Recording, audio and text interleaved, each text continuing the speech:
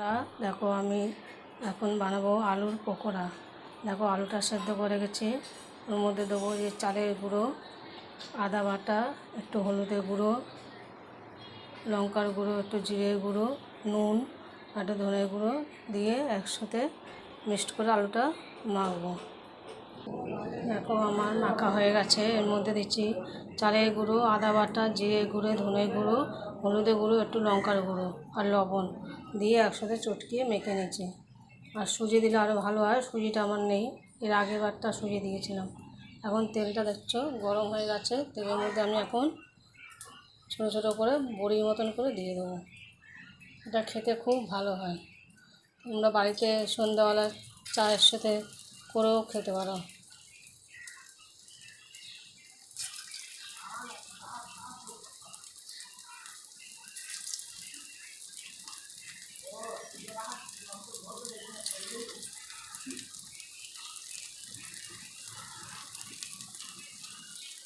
এটা আমার ছেলে খুব ভালো খায়, ডালে পাতে দেবে সবারই ভালো লাগবে এটা খেতে, মুখরোচক একটা খাবার।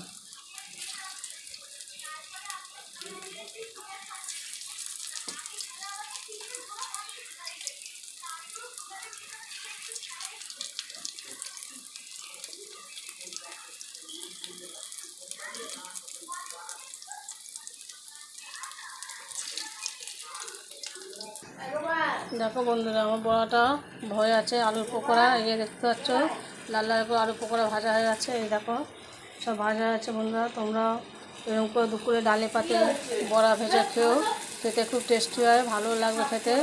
বন্ধুরা দেখো খুব সুন্দর হয়েছে। দেখো আমার এক প্লেট হয়ে গেছে।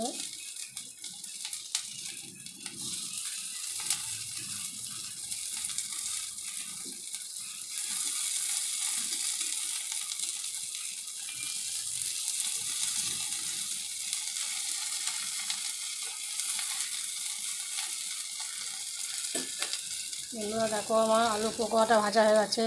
এটা মুসুরির ডাল পাতলা করে আর গন্ধ লেবু দিয়ে ভাত দিয়ে খাবে, এক থালা ভাত খেয়ে নেবে, খেতে খুব ভালো লাগবে আর খুবই টেস্টি খাবার, মুখরোচি খাবার। বন্ধুরা তোমরা যদি ভিডিওটা ভালো লাগে একটা লাইক করবে। বাই বন্ধুরা, শুভ দুপুর।